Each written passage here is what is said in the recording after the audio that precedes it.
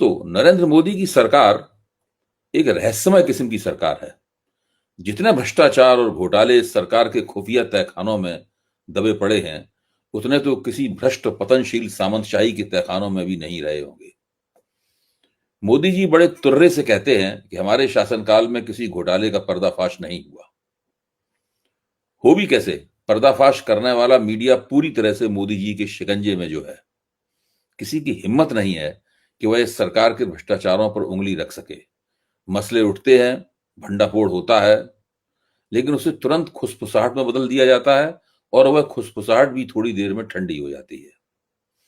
इसका सबसे बड़ा प्रमाण उस समय मिला जब कांग्रेस के नेता पवन खेड़ा ने पिछले 11 साल से प्रधानमंत्री के मुख्य मीडिया सलाहकार हिरेन जोशी पर कई गंभीर आरोप लगाए। 2 दिन पहले ही हिरेन जोशी को प्रधानमंत्री दफ्तर से बाहर का रास्ता दिखा दिया गया था। ये हिरेन जोशी कौन है, अभी आपके सामने स्पष्ट होगा, और उनके प्रधानमंत्री दफ्तर से बाहर निकाले जाने के मायने क्या हैं, ये भी मैं आपको इस सीधी बातचीत में बताऊंगा। उन्हें क्यों निकाला गया, इस बारे में कुछ भी आधिकारिक रूप से नहीं बताया गया है। दोस्तों, ये हिरेन जोशी वही हैं जो पिछले कई साल से देश भर के मीडिया को मोदी जी की ताल पर कठपुतली की तरह नचाते रहे हैं। जोशी को बाहर किए जाने की खबरें जैसे ही फूटी, देखते ही देखते प्रधानमंत्री के दफ्तर से भ्रष्टाचार की बदबू निकलने लगी। जोशी जी के ऊपर सैकड़ों करोड़ रुपए के घोटालों का इल्जाम है। मोदी जी का तंत्र भरसक कोशिश कर रहा है कि इस घोटाले की हकीकत के बारे में किसी को भनक तक न लग सके। जोशी जी पर इल्जाम है कि उनके ताल्लुक महादेव बैटिंग ऐप से थे। महादेव बैटिंग ऐप क्या है?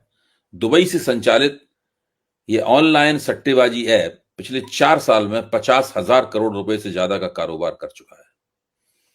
इन्फोर्समेंट डायरेक्टरेट और सेंट्रल ब्यूरो ऑफ इन्वेस्टिगेशन की जांच में खुलासा हो चुका है कि इसके 2 मालिकों सौरभ चंद्राकर और रवि उप्पल ने छत्तीसगढ़ से लेकर गोवा दुबई तक नेताओं, पुलिस वालों और बड़े अफसरों को हवाला के जरिए बड़ी बड़ी रकमें बांटी हैं।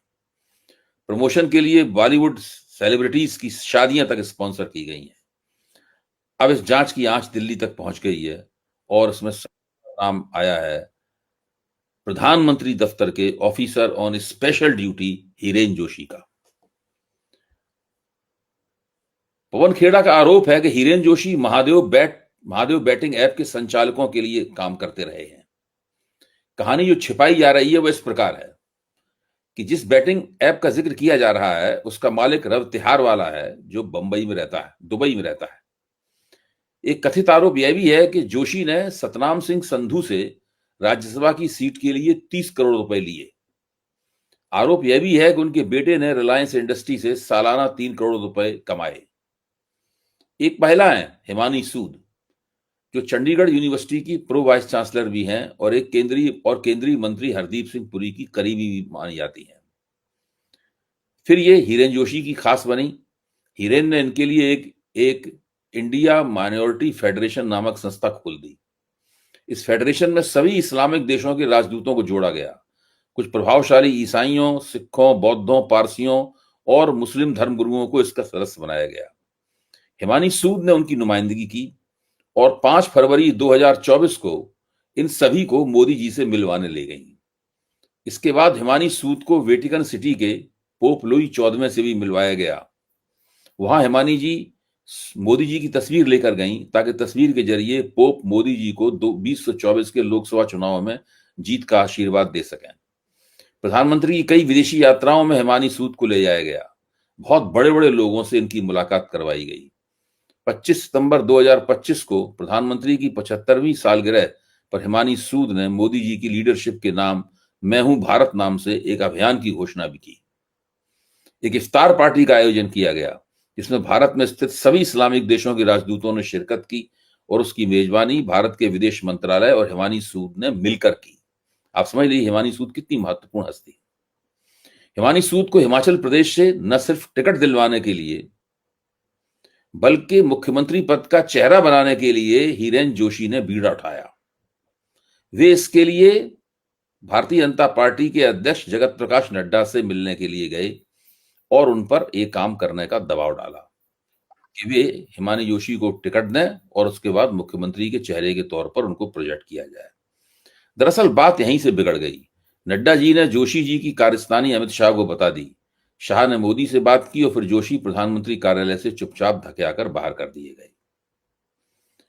रातों रात पीएमओ में एक आंतरिक ज्ञापन जारी किया गया, जिसके जरिए हीरेन जोशी के सारे काम अश्विनी वैष्णव और नीरव नाम के पीएमओ अधिकारी को सौंप दिए गए। अखबारों और टीवी में मगर एक लाइन भी नहीं आई। दोस्तों, पवन खेड़ा ने पहली बार इस बात का भंडाफोड़ किया था। पवन खेड़ा ने ही पहली बार इस बात का भंडाफोड़ किया था कि रोज यही हीरेन जोशी विभिन्न चैनलों के मुखियाओं को फोन करते हैं कि आज किस लाइन पर खबरें चलेंगी, किस खबर को क्या स्पिन दिया जाएगा, किसे उठाना है, किसे गिराना है। न्यूज चैनलों के बड़े से बड़े संपादक, मालिक और न्यूज एंकर जोशी के सामने झुकते रहे हैं। हर चैनल पे इनके ही निर्देश के मुताबिक शब्दशः खबरें चलाई जाती रही हैं। जोशी को प्रधानमंत्री की आंख और कान माना जाता रहा है। जोशी मोदी के दिल्ली आने से पहले यानी 2008 से उनके साथ काम करते रहे। मीडिया के जरिए मोदी जी की महामानव छवि गढ़ने का श्रेय भी हीरेन जोशी को दिया जाता है।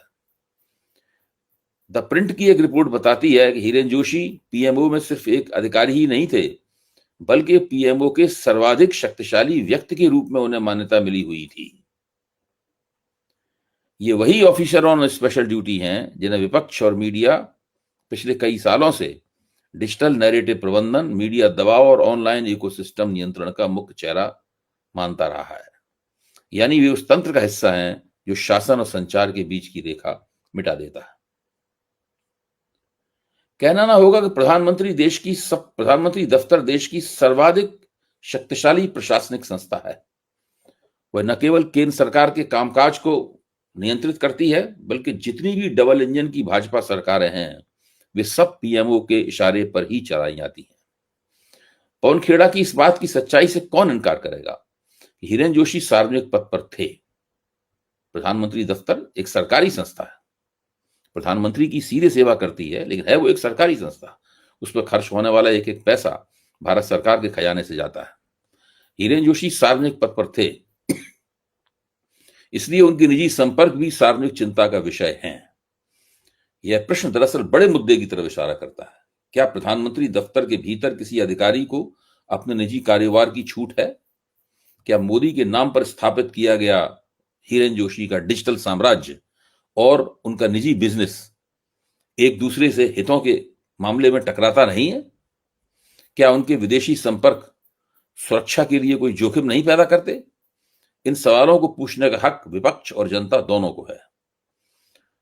पारदर्शिता लोकतंत्र की जान होती है। हीरेन जोशी ने अगर वह सब किया है जो आरोप लगाया जा रहा है, तो उसकी जांच क्यों नहीं होनी चाहिए? पर इससे भी बड़ा प्रश्न यह है कि क्या भारत के प्रधानमंत्री कार्यालय को अपने किसी प्रमुख अधिकारी पर लिखे संगीन आरोपों के बारे में पारदर्शी रवैया अख्तियार नहीं करना चाहिए?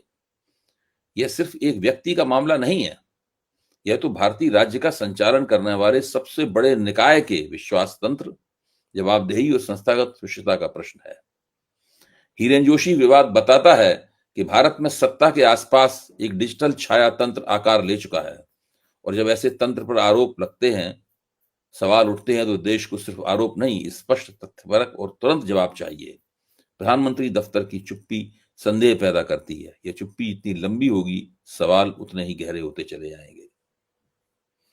समझा जा रहा है कि बैटिंग ऐप और हीरेन जोशी का समीकरण इतना छोटा भी नहीं है।